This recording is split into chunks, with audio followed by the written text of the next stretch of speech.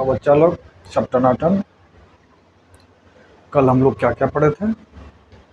Kinematics पढ़ रहे हैं। काइनेमैटिक्स में कल हम लोग distance, displacement, average speed, average velocity, इतना तक पढ़े। ठीक है, आज हम लोग पढ़ेंगे इंस्टेंटेनियस स्पीड, इंस्टेंटेनियस वेलोसिटी। ठीक है, जैसे एवरेज स्पीड क्या होता था?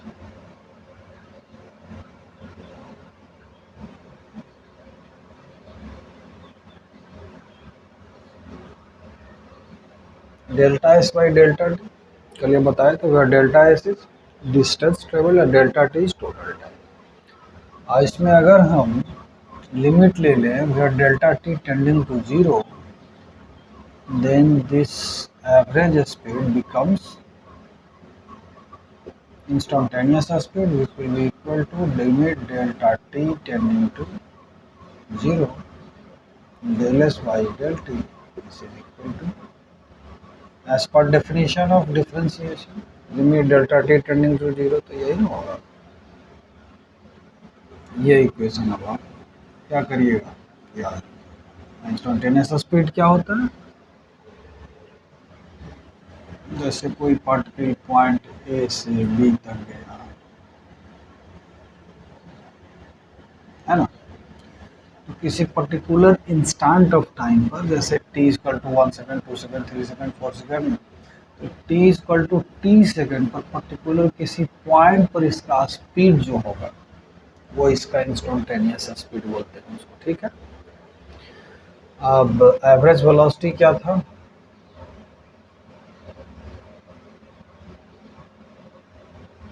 Delta R by delta T, delta R is change in position vector, और तो इंस्टेंटेनियस वेलोसिटी क्या हो जाता है? बराबर इसमें भी वही लिमिट, जब डेल्टा टी फिर वेरी स्मॉल टाइम इंटरवल के लिए delta T tending to 0,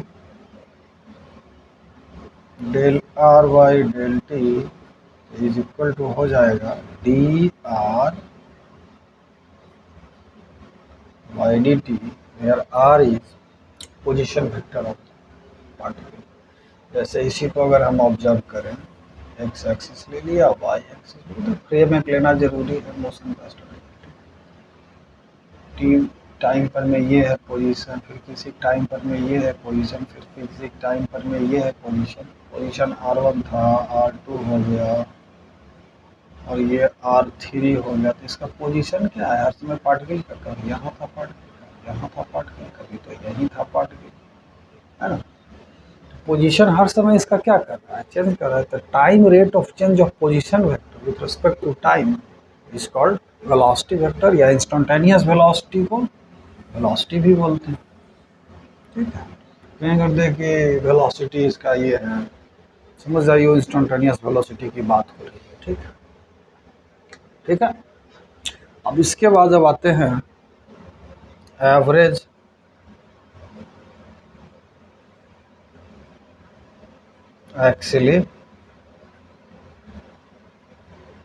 average acceleration is defined as final velocity minus initial velocity बटा time interval t2 minus t1. This is called average acceleration.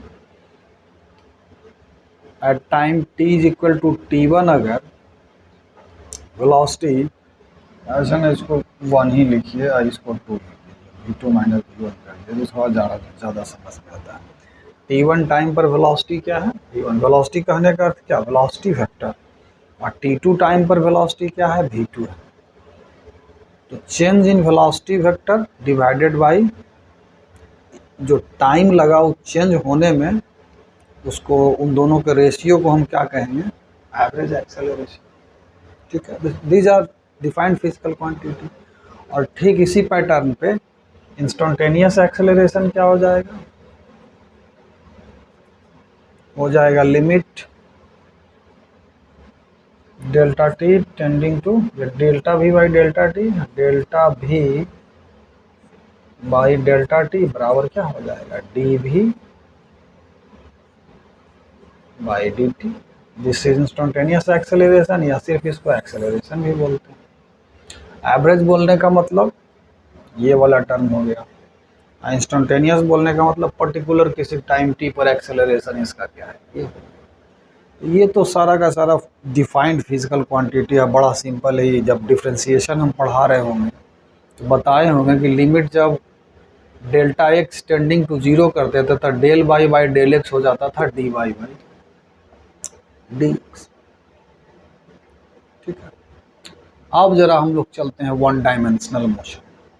One dimensional motion मतलब क्या, जब किसी body या किसी point like object का motion occurs along a straight line, then we say that motion is along one dimension.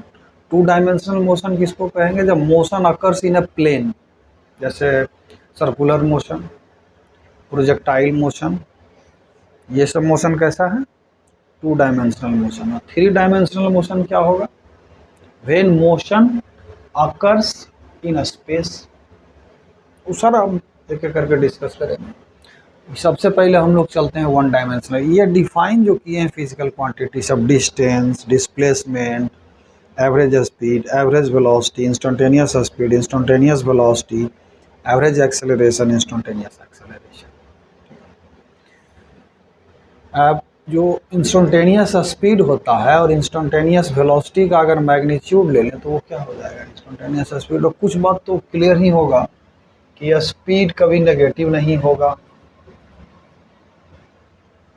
Distance कभी negative नहीं होगा। क्यों, क्योंकि मैग्नीट्यूड है। ये सब पॉइंट कुछ है जो कि दिमाग में रखना। ठीक है,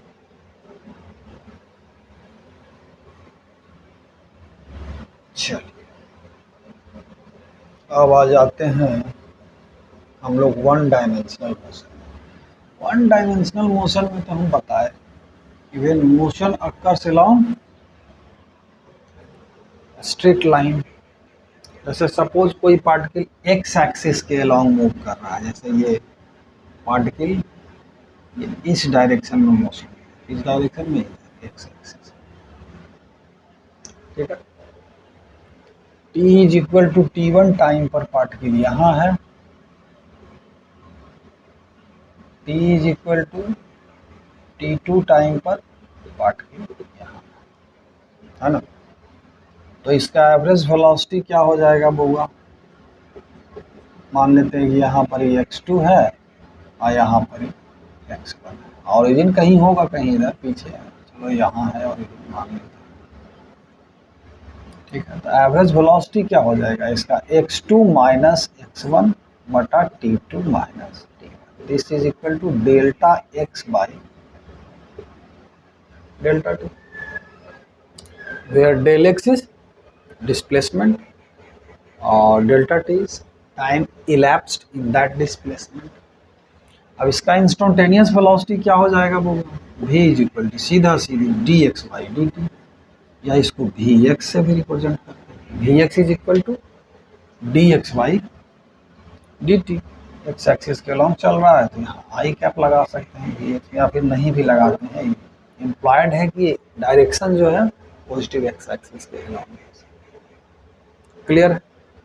इसी तरह से अगर मोशन वाई एक्सिस के अलोंग हो रहा है, यहाँ वेक्टर भी लगाने का जरूरत नहीं है बोगा, वी एक्स का मतलब ही हो गया कि एक्स एक्सिस के अलोंग।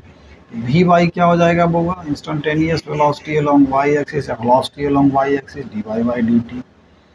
और जेड एक्सिस के अलोंग उसी तरह से क्या हो जाएगा, D Z by D T. ठीक है, दिमाग में रखना है इसको। और इसी तरह से एक्सेलरेशन के लिए क्या हो जाएगा, इसी को दो बार डिफ्रेंशिएट कर दो तो ए एक्स बराबर क्या हो जाएगा, D we x by D T. और ए वाई फिर क्या हो जाएगा, D we by by D T. और ए जेड फिर क्या हो जाएगा, D v z by D t. Motion along क्या, वन डायमेंशनल मोशन हम स्टडी कर रहे हैं, मोशन एलोंग स्ट्रेट लाइन हो रहा है, ठीक है। अगर कोई पार्टिकल एक्स एक्सिस के अलोंग मूव कर रहा है और एक्सेलरेशन जो उसका है, डायरेक्शन एक्सेलरेशन का क्या है, कांस्टेंट है। कहने का मतलब यूनिफॉर्म एक्सेलरेशन है, यूनिफॉर्म यानी एक्सेलरेशन चेंज नहीं कर रहा है, एक्सेलरेशन कांस्टेंट है। एक्सेलरेशन कांस्टेंट का अर्थ है, मतलब है direction of acceleration and magnitude of acceleration is fixed, constant, ठीक है। मोशन एलोंग एक्स एक्सिस, अगर डायरेक्शन ऑफ एक्सेलरेशन चेंज कर रहा है तो मोशन स्ट्रेट लाइन के अलोंग तो होगा ही नहीं। क्या हो जाएगा, कर्वलीनियर मोशन हो जाएगा, मोशन प्लेन में होने लगेगा। फिर बात समझ में आ रही है। तो अभी हम लोग वो सब कंसीडर नहीं करेंगे, हम लोग मोशन को क्या कंसीडर कर रहे हैं, एक्स एक्सिस के अलोंग है या वाई या जेड, यानी कि वन डायमेंशनल मोशन। तब उसके बाद ये सब इक्वेशंस लेकर के हम चलते हैं और मान के चलते हैं कि एक्सेलरेशन क्या है, यूनिफॉर्म है। एक्सेलरेशन क्या है, यूनिफॉर्म है। तब देखिए क्या क्या, ये सब इक्वेशन ही ब्रेन में रखना है। एक्सेलरेशन क्या है, वन डायमेंशनल मोशन है और acceleration a x is equal to constant है। तब देखो डी भी एक्स वाई डी टी बराबर क्या होगा, होगा एक्स, यानी कि डी भी x is equal to A x into d t. अब दोनों तरफ क्या करिए कि इंटीग्रेट कर दीजिए। टाइम मान लेते हैं कि t1 से t2 तक, t1 से t2 तक का स्पीड जो हो गया वी आई एक्स इनिशियल, अब वी एफ वी एक्स आई लिखना पड़ेगा ना, वी एक्स आई और वी एक्स एफ। इसको जब इंटीग्रेट करेंगे तो क्या आएगा, होगा V x F minus V x I बराबर A x into T two minus T one. यहाँ से हमारा आ गया T two minus T one को अगर टी मान लिया, यानी कि टी टाइम के लिए ट्रैवल किया, तो वी एक्स एफ बराबर we x I plus A x into t. V बराबर यू प्लस ए टी याद कीजिए, वही तो है, ये आ गया है ना। अब फिर यहीं से चलते हैं, क्या करिए कि डी भी एक्स बाई डी एक्स कर दीजिए into d x by D T. आपको आगे सर डी एक्स से ऊपर नीचे मल्टीप्लाई क्यों कर दिए, क्योंकि अब हम वी एक्स को एक्स के फंक्शन में लाना चाह रहे हैं और ये बराबर हो गया हमारा ए एक्स क्या है, A X constant, D x by D T क्या हो गया भी, यानी V x D we x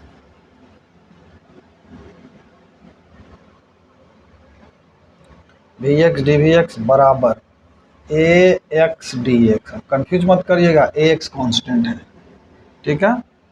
अब इन दोनों को इंटीग्रेट कर दीजिए दोनों तरफ से, वी एक्स आई से वी एक्स एफ हो गया और ए एक्स आई से एक्स एफ तक चला गया। अब इसको यहीं पे थोड़ा सा आगे बढ़ जाइए और इस क्या हो जाएगा, we X square by two, तो ये हो जाएगा बोगा V X square by two और ये वी एक्स आई से वी एक्स एफ तक, और ये हमारा हो जाएगा A x into X F minus minus x I. यहाँ से हमारा क्या आ जाएगा बुआ, वी एक्स एफ स्क्वायर बराबर we x I square plus two A x into X F minus x I, ये सब बहुत इंपॉर्टेंट इक्वेशंस है, इसको एकदम दिमाग में रखना है। वही है वी स्क्वायर बराबर you square plus two A S, ये निकल गया वो। अब एक लास्ट इक्वेशंस क्या है, इसी से सब इसी से आएगा, इससे चलते हैं। अब वी एक्स एफ बराबर क्या है बउआ, वी एक्स आई प्लस ए एक्स इंटू टी। अब देखो वी एक्स आई यानी इनिशियल वेलोसिटी तो कांस्टेंट है, इसको लिख दो D X Y D T, X I से एक्स एफ तक बराबर इधर क्या हो जाएगा, we x I plus A x into T I into बउआ डी टी, इसको इंटीग्रेट करिए, ये जीरो से टी ले लीजिए, तो यही रह जाएगा, ये हमारा आ जाएगा x F minus x i, इधर टी नहीं रहेगा, फिर एक सेकंड चल गया, is equal to v x i into t plus half a x into t square, ठीक है। यानी कि फाइनल एक्स कोऑर्डिनेट हमारा क्या आ गया, x f is equal to x I plus v x i into t plus half a x t square.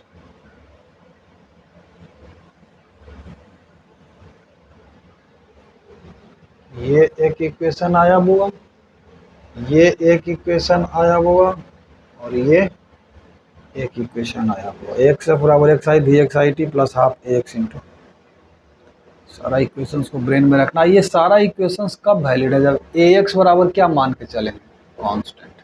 अब motion rectilinear है, कहने का मतलब motion is occurring along straight line, straight line के लॉन्ग मोशन अगर कर रहा है तो सारा इक्वेशंस लग जाएगा, और ये सारा इक्वेशंस इक्वली वैलिड होगा वाई एक्सिस के अलोंग के लिए और जेड एक्सिस के अलोंग के लिए, ठीक है। whether it is one dimensional motion, two dimensional motion or three dimensional motion, these equations can be applied for each dimensions। बात समझ में आ रही है, एक्सेलरेशन कांस्टेंट है तब तो ये सारा इक्वेशंस हम लोग लगा करके और प्रॉब्लम सॉल्व कर सकते हैं, है ना। तो अगर एक्सेलरेशन कांस्टेंट है तब तो ये सारा इक्वेशंस लगा देंगे, अगर एक्सेलरेशन कांस्टेंट नहीं है, ये एक्स नॉट कांस्टेंट, तो वो 2D या 3D मोशन का हम वो आ जाएगा। और अगर डायरेक्शन चेंज नहीं कर रहा है एक्सेलरेशन का, मैग्नीट्यूड सिर्फ बढ़ रहा है, तब तो फिर motion will be along straight line ही हो जाएगा, और उस केस में हम लोग कुछ इक्वेशंस हम लोगों का, ये सब नोट कर लीजिएगा पॉज करके, उस केस में हम लोगों को कुछ इक्वेशंस डिराइव तो नहीं कर सकते हैं, लेकिन कह सकते हैं कि हाँ ये इक्वेशन अप्लाई करके उस केस में अगर एक्सेलरेशन कांस्टेंट नहीं हो तो हम लोग सॉल्व कर सकते हैं प्रॉब्लम्स को, जैसे जैसे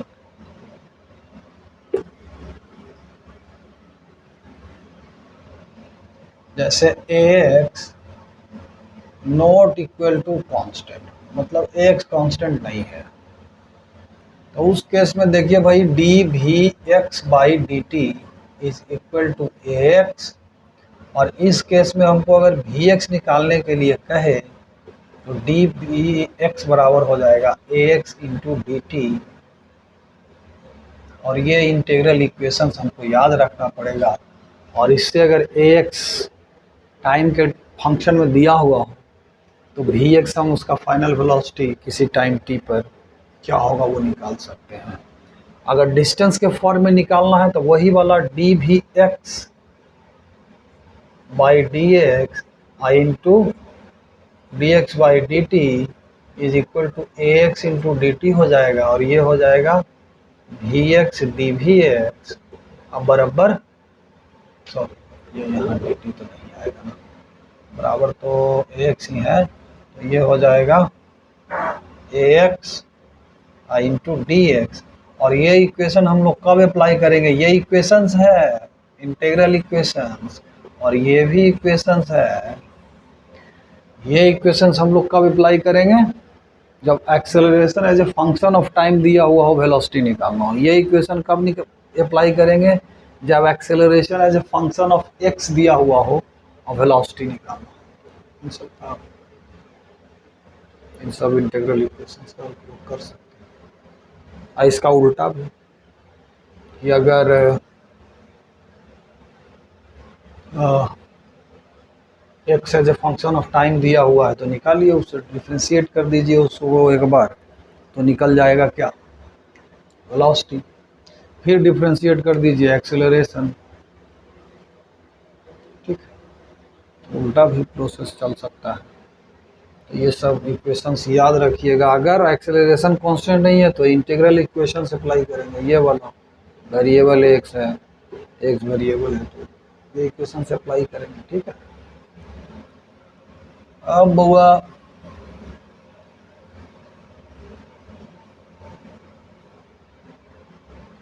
इस पर कुछ सवाल बनाएंगे, ठीक है, ये कुछ सवाल देखते हैं, ठीक।